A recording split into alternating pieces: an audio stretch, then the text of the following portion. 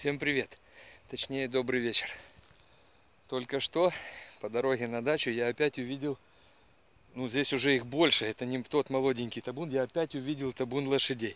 Или отбившийся от огромного табуна, пытался их догнать, вы видели, как он за спиной, оставляя только пыль и топот, он ускакал, свобода, просто супер.